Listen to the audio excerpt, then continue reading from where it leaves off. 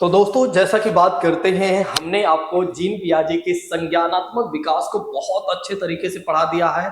ये मान के चलिए, जो छात्र पूरी क्लास को देख लेगा, एक भी क्वेश्चन उसका गलत नहीं होगा, इस बात की मैं गारंटी देता हूं। और आज मैं जीन पियाजे जी से संबंधित ही आज मैं क्वेश्चन करवाने चल रहा हूं।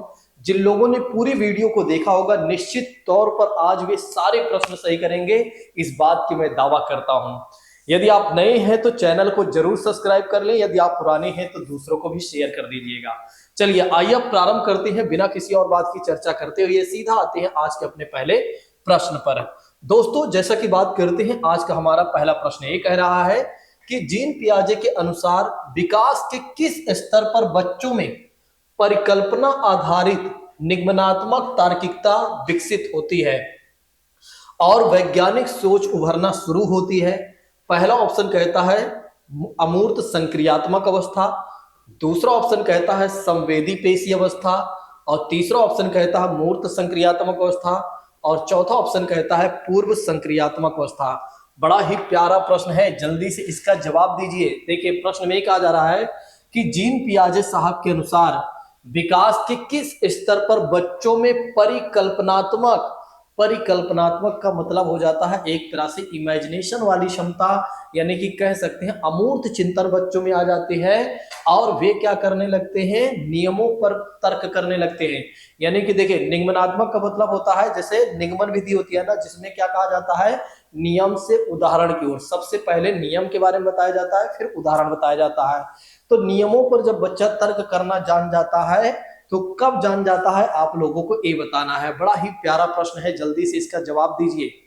मैंने आप लोगों को बहुत अच्छे से पढ़ाया हुआ, जिन लोगों ने मेरी पहली और दूसरी तीनों क्लास को देख लिया है, मैं दावा करता हूं कि जीन पियाजे से एक भी क्वेश्चन उसका गलत नहीं होगा।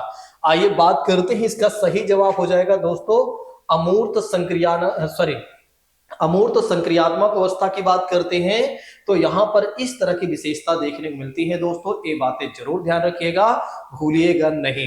जहां पर क्या होता है, बच्चा अमूर्त चिंतन करने लगता है, यानी कि मूर्त के साथ साथ अगर देखा जाए तो अमूर्त चिंतन करने लगता है। ठीक है, जिनके बारे में नहीं जानता उनके बारे में भी चीजों को इमेजिनेशन करने लगता है। और साथ ही साथ ध्यान रखिएगा, नियमों पर तर्क करना भी जान जाता है। नियमों पर तर्क करना भी बच्चा जान जाता है। ये बातें जरूर ध्यान रखिएगा, भूलिएगा नहीं। तो अमूर्त संक्रियात्मक अवस्था में अगर आप देखें तो दो चीजें आप जरूर ध्यान रखिएगा। और एक और बात याद रख ले सकते हैं कि यहां पर अगर देखा जाए तो बच्चों में वैज्ञानिक सोच भी विकसित होने लगती है। वैज्ञानिक सोच भी विकसित होने लगती है। बस ये बातें आप याद रख लीजिए। निश्चित तौर पर अमूर्त संक्रियात्मक से अगर आपके एग्जाम में क्वेश्चन पूछा जाता है तो आराम से आप सही जवाब दे लेंगे। चलिए, अब आइए बात करते हैं इसी के साथ अगले प्रश्न के बारे में। तो इस प्रश्न का जवाब आप लोग दीजिएगा। देखिए, प्रश्न में ये कहा जा रहा है कि पियाजे के अनुसार, मतलब जीन पियाजे साहब के अनुसार, संख्या और बच्चे के द्वारा वस्तुओं के बीच बनाए गए दो प्रकार के संबंधों का संश्लेषण है।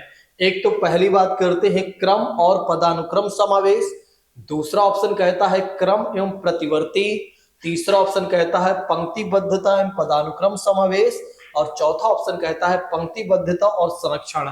बड़ा ही प्यारा प्रश्न है, जल्दी से दोस्तों इसका जवाब दीजिए कि जीन पियाजे के अनुसार बच्चा एक तरह से, बच्चा जो है एक तरह से संख्या या बच्चे के द्वारा वस्तुओं के बीच, मतलब संख्या और वस्तुओं के बीच में क्या होता है, वो दो प्रकार के संबंध का संश्लेषण, मतलब कि दो प्रकार के कह सकते हैं चीजों को एक साथ जोड़ना शुरू कर देता है। वो कब ऐसा शुरू कर देता है, ये आपको बताना है। दोस्तों, जल्दी से इसका सही जवाब दीजिए। देखिए, अगर हम इसके सही जवाब के बारे में बात करते हैं तो इसका सही जवाब हो जाएगा पंक्तिबद्धता। पंक्तिबद्धता मतलब हो जाता है किसी चीज को क्रम में लगाना। और दूसरी बात करते हैं संरक्षण, यानी कि उसको क्या होता है, एक तरह से स्टोर करना शुरू कर देता है। ठीक है, मतलब चीजों को संरक्षित करना शुरू कर देता है। ठीक है, तो ये बातें आप जरूर ध्यान रखिएगा, भूलिएगा नहीं। यहां पर क्वेश्चन में क्या कहा गया था कि संख्या और बच्चे के द्वारा वस्तुओं के बीच में एक तरह से दो प्रकार के संबंधों का संश्लेषण करना, मतलब करता है, वो क्या है, वो है पंक्तिबद्धता और संरक्षण है। ठीक है, चलिए अब आइए बात करते हैं इसी के साथ अगले प्रश्न के बारे में। देखिए, ये प्रश्न ना बहुत ही अच्छा है। अब ऐसे ही प्रश्न आपके एग्जाम में आते हैं और ऐसे ही प्रश्न आप क्या कर देते हैं, कई बार गलत कर देते हैं और आपको लगता है कि क्या होना चाहिए। देखिए हमने आपको सारी चीजें बहुत अच्छे से पढ़ाया है। चलिए बात करते हैं इसमें क्या कहा जा रहा है। इसमें कहा जा रहा है एक शिक्षक ने देखा कि उसकी कक्षा का 11 वर्ष का छात्र जो है विभिन्न प्रकार के चतुर्भुज की बात करते हैं। वैसे हमसे बनेगा नहीं, फिर भी बना देता हूं। चतुर्भुज की बात करते हैं, ये तो वर्ग बन जा रहा है, चलो ऐसे हाँ शायद चतुर्भुज होता है, ठीक है। चतुर्भुज विभिन्न वर्गों में वर्गीकृत कर सकता है, परंतु उसे उत्पत्ति का एक चतुर्भुज कि अंततः कोणों का योग 360 होता है। तो समझने में क्या हो रही है, उससे कठिनाई हो रही है। और जीन पियाजे के अनुसार, ज्ञानात्मक परिकल्पना के अनुसार छात्र इस समय किस अवस्था में है, मूर्त संक्रियात्मक अवस्था में है या औपचारिक संक्रियात्मक अवस्था में है या संवेदी पेशी अवस्था में है या पूर्व संक्रियात्मक अवस्था में है। जल्दी से इसका सही जवाब दीजिए। देखिए बच्चा एक चतुर्भुज मतलब 11 वर्ष का बच्चा, ध्यान रखिएगा। वैसे तो अगर आप ध्यान से देखें ना, इसको वर्ष के आधार पर भी इस प्रश्न का सही जवाब आप दे सकते हैं, वर्ष के आधार पर भी इस प्रश्न का सही जवाब दे सकते हैं। नहीं तो अगर आप देखें तो वो चतुर्भुज के विभिन्न वर्गों को वर्गीकृत कर सकता है, लेकिन उसकी उत्पत्ति, परंतु उसे उत्पत्ति मतलब उत्पत्ति के एक चतुर्भुज के कोणों का योग 360 होता है, उसे पता है, लेकिन उसको समझने में क्या हो रही है, कठिनाई हो रही है। तो एक कहां पर बात की जा रही है, ठीक है, किस अवस्था की बात की जा रही है। तो ऐसे में अगर देखा जाए तो इसका जो सही जवाब हो जाएगा दोस्तों, मूर्त संक्रियात्मक अवस्था। देखिए यहां पर क्या होता है कि चीजों को देखकर क्या होता है, वो एक तरह से चिंतन करता है मूर्त संक्रियात्मक अवस्था में। तो मूर्त संक्रियात्मक अवस्था की खास बात क्या है कि अगर आप देखें तो चीजों को देखकर, मतलब जिन चीजों को प्रत्यक्ष देखता उसी के बारे में चिंतन करता है। तो यहाँ पर अगर आप देखें तो कहीं ना कहीं इसका जो सही जवाब हो जाएगा दोस्तों, वो हो जाएगा पहला सही हो जाएगा। चलिए अब हम बात कर लेते हैं आगे वाले प्रश्न के बारे में। अगला प्रश्न ये कह रहा है, इसका जवाब भी दीजिएगा। एक छोटी बच्ची प्रतिदिन अपनी गुड़िया के कपड़े बदलती है। एक छोटी बच्ची जो है प्रतिदिन क्या कर रही है, अपनी गुड़िया के कपड़े को बदलती है। और जीन पियाजे के संज्ञानात्मक विकास के सिद्धांत के अनुसार देखा जाए तो इसे क्या कहा जाता है, व्यवहारवाद, संरचनावाद, मानववाद, जीववाद। बड़ा ही बेहतर प्रश्न है, बड़ा ही बेहतर प्रश्न है। इसका जवाब दीजिए। मैंने आपको पढ़ा दिया है, मैंने आपको पढ़ा दिया और बहुत अच्छे से 3 वीडियो में मैंने जीन पियाजे साहब को कवर किया है। मैं दावा करता हूं कि अगर कोई छात्र पूरी क्लास को देख लेगा तो उसके एक भी प्रश्न गलत नहीं होंगे। देखिए यहाँ पर क्या है कि अगर आप देखें तो बच्चे में क्या है, इस समय अगर आप देखें तो एक छोटी बच्ची जो प्रतिदिन अपनी गुड़िया के कपड़े बदल रही है, उसको लग रहा है कि इस गुड़िया में भी जीवन है, इस गुड़िया में भी जीवन है। तो सजीववाद क्या होता है, सॉरी जीववाद क्या होता है, जीववाद का मतलब हो जाता है जब बच्चा ये ना समझ पाए कि क्या सजीव है क्या निर्जीव है, यानी कि वो सजीव और निर्जीव में जब अंतर नहीं कर पाता है तो उसे क्या कहा जाता है, जीववाद कहा जाता है। ठीक है, तो उसे क्या कहा जाता है, तो उसे जीववाद कहा जाता है। ये बातें आप जरूर ध्यान रखिएगा, भूलिएगा नहीं। तो ऐसे में अगर देखा जाए तो सही जवाब क्या हो जाएगा, डी हो जाएगा। चलिए अब अगले प्रश्न के बारे में बात कर लेते हैं। तो अगला प्रश्न क्या कह रहा है, अगला प्रश्न कह रहा है कि छिपी हुई वस्तुओं को भी ढूंढ निकालता है। आप देखिएगा, अगर आप देखें डायरेक्ट जो चीजें मैंने पढ़ाया, डायरेक्ट क्वेश्चन यहाँ पर देखने को मिल रहा है। ठीक है, डायरेक्ट चीजें देखने को मिल रही हैं। अगर एक बार आप देख लेते हैं तो छिपी हुई वस्तुओं को ढूंढ निकालना इस बात का संकेत है कि शिशु निम्नलिखित में से किस संज्ञानात्मक कार्य में दक्षता प्राप्त करने लगा है। एक तो पहला ऑप्शन कहता है सभी प्राय व्यवहार, दूसरा ऑप्शन कहता है वस्तु स्थायित्व, और तीसरी बात करता है समस्या समाधान, चौथा ऑप्शन कहता है कि अगर आप देखें तो प्रयोग करना। बड़ा ही प्यारा प्रश्न है। जिन लोगों ने मेरी तीनों क्लास को देखा हुआ है वे निश्चित तौर पर आराम से इस प्रश्न का सही जवाब दे लेंगे। कुल मिलाकर जितने भी प्रश्न मैं करवा रहा हूं, सारे प्रश्न का वे आराम से जवाब दे सकते हैं। देखिए आप याद करिए, मैंने आपको बताया है 0 से लेकर 2 वर्ष की अवस्था को क्या कहा गया है, संवेदी पेशी अवस्था की बात हमने किया हुआ है। इस समय अगर आप देखें, इस समय यदि आप देखें तो क्या होता है, इस समय यदि आप देखें तो बच्चों में क्या आ जाता है, वस्तु स्थायित्व के गुण आ जाते हैं। वस्तु स्थायित्व का गुण का मतलब क्या हो जाता है, वस्तु स्थायित्व का गुण का मतलब ये हो जाता है जिन वस्तुओं को बच्चा देखता है या देख लेता है उन वस्तुओं के जो इमेज होता है अपने दिमाग में सेट कर लेता है और छिपी हुई वस्तुओं को भी वो ढूंढ लेता है, छिपी हुई वस्तुओं को भी वो ढूंढ लेता है। तो यहां पर अगर आप देखें तो ऑप्शन नंबर बी सही हो जा रहा है, क्योंकि बच्चा अगर देखा जाए तो 0 से 2 वर्ष की अवस्था में है, यानी संवेदी पेशी अवस्था में है। और संवेदी पेशी अवस्था की खास बात यह है कि इस समय क्या होता है, बच्चों में वस्तु स्थायित्व गुण आ जाते हैं। वस्तु स्थायित्व गुण का मतलब हो जाता है जिन वस्तुओं को बच्चा देख लेता है या एक तरह समझ लेता है, उससे अपने दिमाग में चित्र बना लेता है, यानी कि इमेज सेट कर लेता है और छिपी हुई वस्तुओं को भी वो ढूंढ लेता है। ठीक है, आपने अगर ना देखा हो तो एक बार अनुभव कीजिएगा, 2 वर्ष के बच्चे में ये सारी चीजें आ जाती हैं।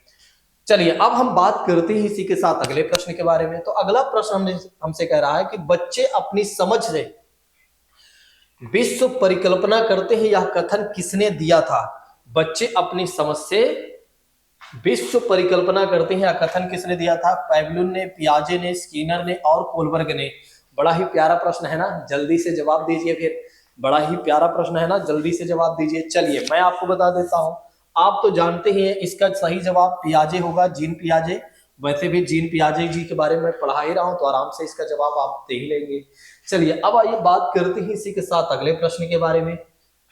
बालक की सोच अमूर्तता की अपेक्षा मूर्त अनुभव एवं प्रत्ययों से होती है, यह अवस्था कौन सी है? 7 से लेकर 12 वर्ष, 12 से वयस्क तक, 2 से 7 वर्ष, जन्म से 2 वर्ष तक।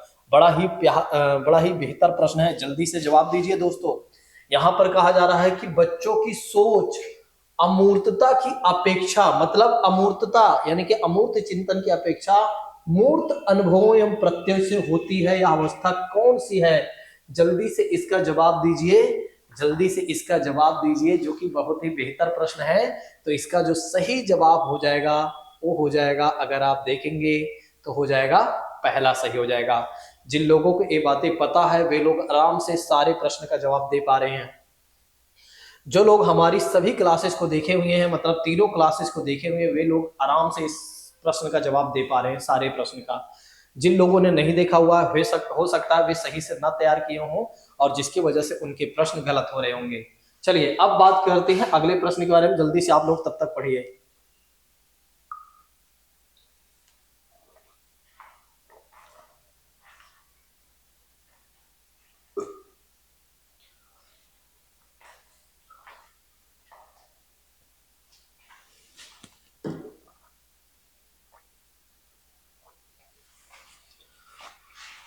चलिए मैं पढ़ देता हूं। कोई 5 साल की लड़की है, एक टी शर्ट को तह करते हुए, मतलब एक टी शर्ट को तह कर रही है और अपने आप से बात कर रही है, और लड़की द्वारा प्रदर्शित व्यवहार के संदर्भ में निम्नलिखित सही कथन के बारे में बताइए। पहला ऑप्शन कहता है जीन पियाजे, लेव वाइगोस्की इसकी व्याख्या बच्चों के विचारों के अहम केंद्रित प्रकृति के रूप में करेंगे। दूसरा ऑप्शन कहता है जीन पियाजे इसे अहम केंद्रित भाषा कहेंगे, और लेव वाइगोस्की इसकी व्याख्या करते हुए बच्चे द्वारा निजी भाषा से अपनी प्रक्रियाओं को नियमित करने के प्रयास में करेंगे, और जीन पियाजे इसकी व्याख्या सामाजिक अन्योन्य क्रिया के रूप में करेंगे, और लेव वाइगोस्की इसे खोजबीन कहेंगे या मानेंगे। जीन पियाजे, लेव वाइगोस्की इसकी व्याख्या बच्चे द्वारा अपनी मां के अनुकरण के रूप में करेंगे। तो बताइए इसका सही जवाब क्या हो जाएगा दोस्तों? बताइए इसका सही जवाब क्या हो जाएगा? देखिए मैंने आपको बताया हुआ है जीन पियाजे पढ़ाते समय बहुत अच्छे तरीके से, जब क्या होता है कि जब कोई बच्चा अपने आप से बात करता है, जब कोई काम करता हो या खेल रहा हो, ठीक है, तो उससे बोला जाता है निज भाषा या निज वाक बोला जाता है।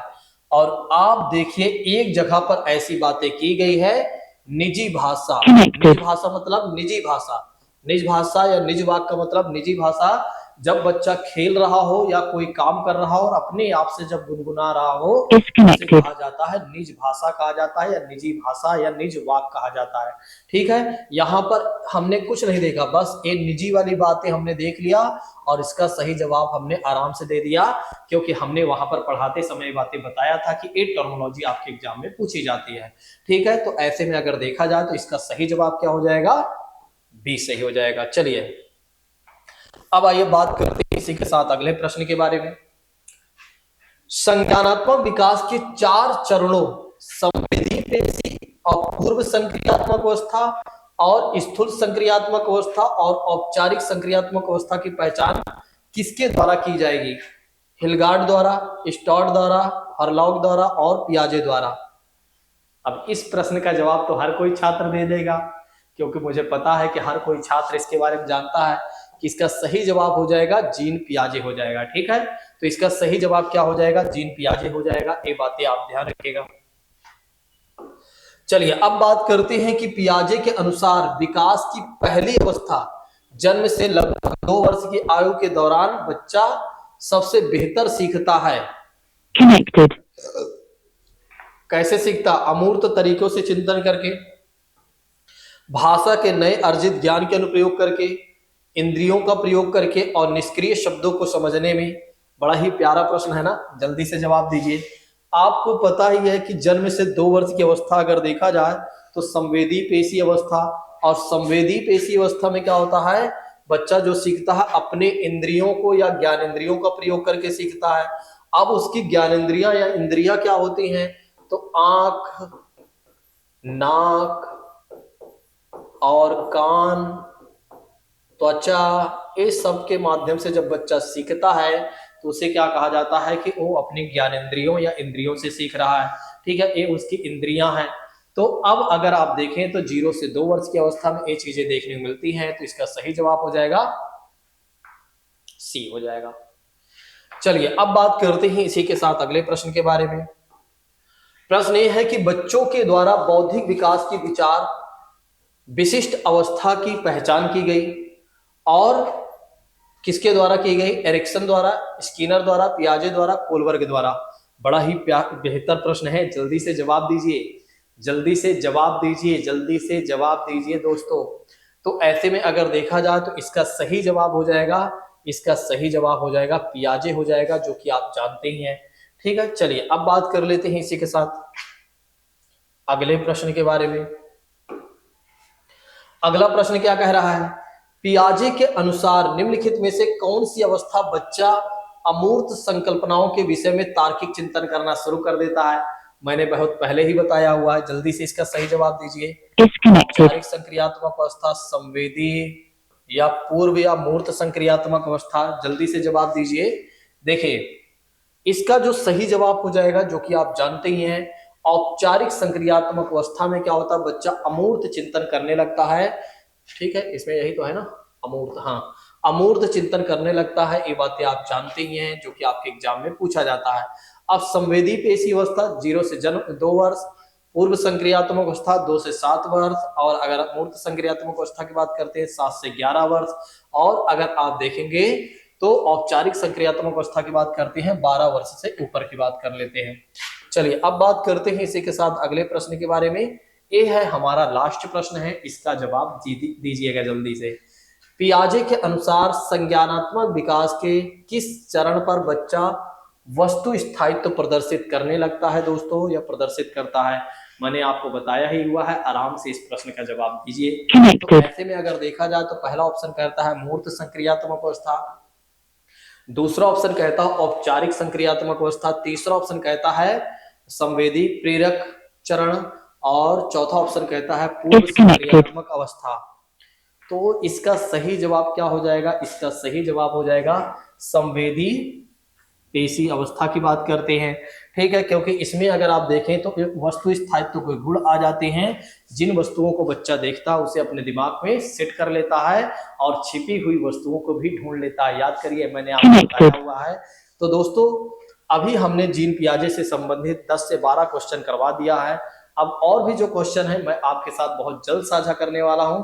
लेकिन हाँ देखिए, जिन लोगों ने इस वीडियो को देख लिया है तो वे लोग क्या करेंगे, अगर नहीं देखेंगे पहले जीन पियाजे के वीडियो को देख लेंगे, बाद में मान लो उसको देख लिए हम, तो अब क्या करेंगे, उन सारी वीडियो को देख लेंगे, तीनों वीडियो को अगर देख लेंगे तो उन्हें सारी चीजें समझ में आ जाएंगे और वे उनको विश्वास हो जाएगा कि वाकई में प्रवीण सर ने जितना बेहतर पढ़ाया था वाकई में किसी ने नहीं पढ़ाया था।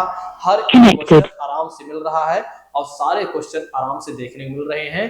अब मुझे विश्वास है कि इस वर्ष मेरा चयन हो जाएगा और केवल पास ही नहीं बल्कि एक अच्छा मार्क्स भी हासिल करूंगा या करूंगी।